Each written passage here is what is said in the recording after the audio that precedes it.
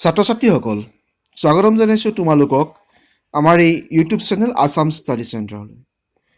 আজি আমি উচ্চতৰ মাধ্যমিক দ্বিতীয় বৰ্ষৰ কলা শাখাৰ ছাত্ৰ ছাত্ৰীসকলৰ বাবে ৰাজনীতি বিজ্ঞান বিভাগৰ আমি কংগ্ৰেছ ব্যৱস্থাৰ প্ৰতি প্ৰত্যাহ্বান আৰু পুনৰ প্ৰতিষ্ঠা এই পাঠটিৰ চমু প্ৰশ্নবিলাক আগবঢ়াই লৈ আহিছোঁ। আশা কৰোঁ এই প্ৰশ্নবিলাকৰ যোগেদি, ইয়াৰ উত্তৰবিলাকৰ যোগেদি তোমালোক উপকৃত হ'বা।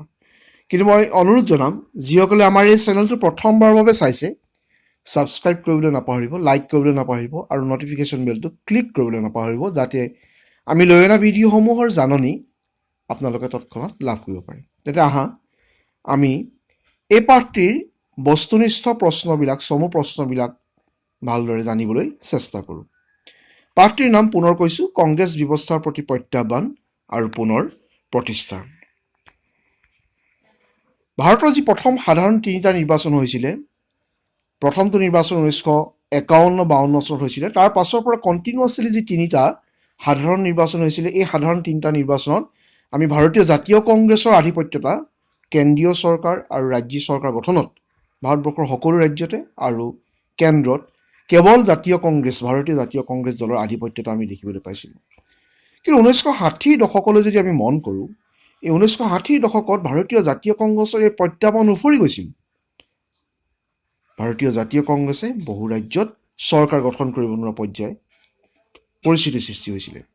আৰু 2014 চনতো ঠিক একেধৰণৰ পৰিৱেশ এটা সৃষ্টি হোৱা দেখিবলৈ পাইছিলোঁ আমি, যে ভাৰতীয় জনতা দলৰ নেতৃত্বত কংগ্ৰেছ দলক কেন্দ্ৰৰ যি ক্ষমতা, এই ক্ষমতাৰ পৰা ওফৰাই দিয়া হৈছিল।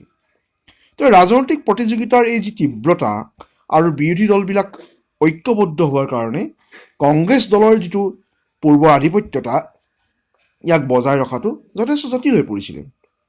তদুপৰি মাজে সময়ে এই কংগ্ৰেছ দলত আমি দেখিবলৈ পাওঁ বিভিন্ন আভ্যন্তৰীণ সংঘাত, এই নেতৃত্বৰ মাজতে হওক বা অন্যান্য সদস্যসকলৰ মাজতে হওক, এই সংঘাতপূৰ্ণ ঘটনাবিলাকেও কংগ্ৰেছ দলটোক যথেষ্ট প্ৰভাৱিত কৰিছিলে আৰু সংকটত পেলাইছিলে।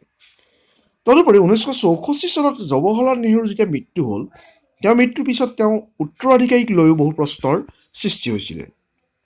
আৰু সমসাময়িকভাৱে দৰিদ্ৰতা, অসমতা, সাম্প্ৰদায়িকতাবাদ, আঞ্চলিক বিভাজন, এই সমস্যাবিলাকে নেহৰুৰ মৃত্যুৰ পাছত সমগ্ৰ দেশক জুৰুলা কৰিছিলে। ইয়াৰ ফলত কংগ্ৰেছ দলৰ ক্ষমতাৰ প্ৰতি এটা ভাবুকি আহিছিলে আৰু বহু ক্ষেত্ৰত এই ক্ষমতাৰ পৰা আঁতৰি যাবলগীয়া হৈছিলে। এই পাঠটিৰ মূল কথাখিনি এইখিনিয়ে, আৰু এই মূল বিষয়খিনিক লৈ পেলাই আমি বস্তুনিষ্ঠ প্ৰশ্নসমূহ প্ৰস্তুত কৰিছোঁ। প্ৰথমটো প্ৰশ্ন, চিণ্ডিকেট বুলিলে কি বুজা? কংগ্ৰেছ দলৰ ভিতৰত থকা প্ৰভাৱশালী আৰু ক্ষমতাশালী নেতাসকলৰ সমষ্টিটোক চিণ্ডিকেট বুলি জনা গৈছিল।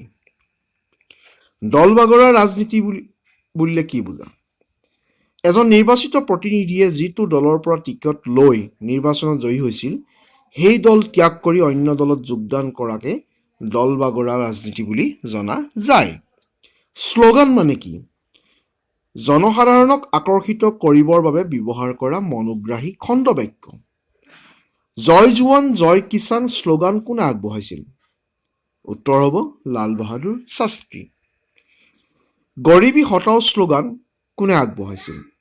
ইয়াৰ উত্তৰ হ'ব ইন্দিৰা গান্ধীয়ে। ভাৰতত কোনটো দশকক ভয়ানক দশক বুলি কোৱা হয়? ইয়াৰ উত্তৰ হ'ব 1960ৰ দশক। লাল বাহাদুৰ শাস্ত্ৰী কোনখন ৰাজ্যৰ আছিল? ইয়াৰ উত্তৰ হ'ব উত্তৰ প্ৰদেশৰ। ভাৰতৰ প্ৰধানমন্ত্ৰী হিচাপে লাল বাহাদুৰ শাস্ত্ৰীৰ উত্তৰাধিকাৰী কোন আছিল? উত্তৰ ইন্দিৰা গান্ধী। স্ক্ৰীণত উত্তৰখিনি দিয়াই আছে, তোমালোকে মন কৰিছা নিশ্চয়। ভাৰতৰ ৰাজনৈতিক আৰু নিৰ্বাচনী ইতিহাসত কোনটো যুগক যুগান্তকাৰী বৰ্ষ বুলি অভিহিত কৰা হয়? উত্তৰ হৈছে 1967 চনত। DMKৰ সম্পূৰ্ণ নাম লিখা। উত্তৰ হ'ব দ্ৰাবিড় মুন্নেত্ৰা কাঝগাম। নেক্সট কুৱেশ্যন, ভাৰতত কেতিয়াৰ পৰা মৰ্চা চৰকাৰ আৰম্ভ হৈছিল? উত্তৰ হৈছে 1967। কোনটো অঞ্চলৰ বিধায়কৰ লগত আয়াৰাম গয়াৰাম বাক্যাংশ জড়িত? উত্তৰ হ'ব হাৰিয়ানা। চতুৰ্থ সাধাৰণ নিৰ্বাচন কেতিয়া হৈছিল? উত্তৰ হ'ব 1967। 1967 চনৰ লোকসভা নিৰ্বাচনত ভাৰতীয় জাতীয় কংগ্ৰেছে কিমানখন আসন লাভ কৰিছিল? উত্তৰ হ'ব 283খন। SVDৰ সম্পূৰ্ণ নাম লিখা।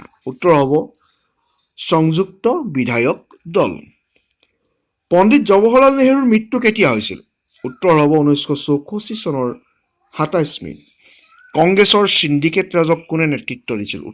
উত্তৰ হ'ব কে কামৰাজে। DMK ভাৰতৰ উত্তৰ প্ৰদেশ তামিলনাডু মধ্যপ্ৰদেশৰ অন্তৰ্ভুক্ত আছিল। শুদ্ধ উত্তৰ নিৰ্বাচন কৰিব লাগে। উত্তৰ হ'ব তামিলনাডুৰ।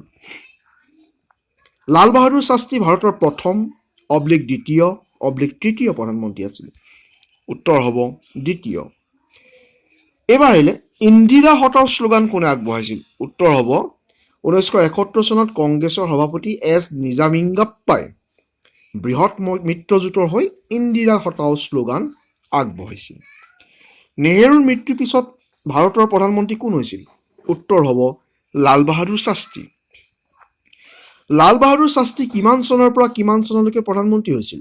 উত্তৰ হ'ব 1964 চনৰ পৰা 1966 চনলৈকে।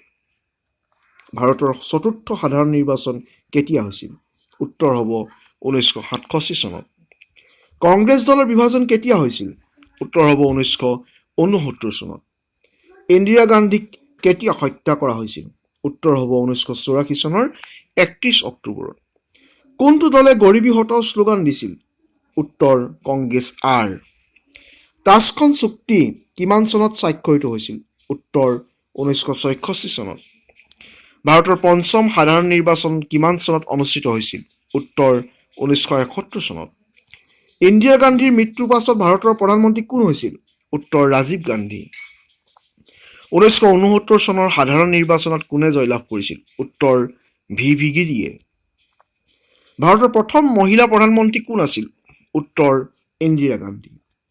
ভাৰতৰ দ্বিতীয়গৰাকী প্ৰধানমন্ত্ৰী কোন আছিল? উত্তৰ লাল বাহাদুৰ শাস্ত্ৰী।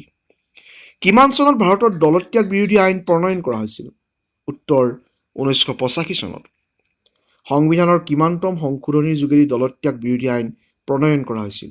উত্তৰ 52তম সংশোধনী। আয়াৰাম গয়াৰাম বাক্যাংশৰ যোগেদি কিহক বুজোৱা হয়? এই প্ৰশ্নটো গুৰুত্ব দিয়া উচিত। প্ৰায়ে আমি উচ্চতৰ মাধ্যমিকৰ পৰীক্ষাত আমি এই প্ৰশ্নটো অহা দেখিবলৈ পাওঁ। আকৌ কৈছোঁ প্ৰশ্নটো, আয়াৰাম গয়াৰাম বাক্যাংশৰ যোগেদি কিহক বুজোৱা হয়? উত্তৰ হৈছে দল বাগৰা ৰাজনীতি।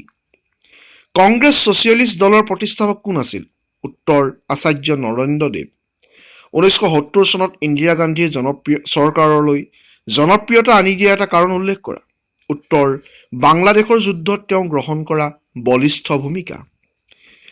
1967 চনত কোনটো দল লোকসভাৰ মুখ্য বিৰোধী দল আছিল? উত্তৰ স্বতন্ত্ৰ দল। 2014 চনত কোনটো দল ক্ষমতালৈ আহিছিল? উত্তৰ ভাৰতীয় জনতা দল। ছাত্ৰ ছাত্ৰীসকল, আমি কেৱল বস্তুনিষ্ঠ প্ৰশ্নসমূহ এই পাঠটি তোমালোকৰ বাবে আগবঢ়ালোঁ। তোমালোকে এই ভিডিঅ'টোৰ পৰাও এই প্ৰশ্নখিনিৰ উত্তৰ লিখিব পৰা, নতুবা আমাৰ যিটো অফিচিয়েল ৱেবছাইট আছে www.assamstudy.com, লিংকটো ডেছক্ৰিপশ্যনত মই দি দিম। এই লিংকটোত গ'লেও তোমালোকে এই প্ৰশ্নখিনিৰ উত্তৰ অসমীয়া ভাষাত পাবা, তাৰ পৰাও তোমালোকে লিখি ৰাখিব পাৰা। গতিকে আশা কৰোঁ তোমালোকে এই প্ৰশ্নবিলাকৰ যোগেদি উপকৃত হ'বা। চাই থাকিবা আমাৰ এই ইউটিউব চেনেলটো।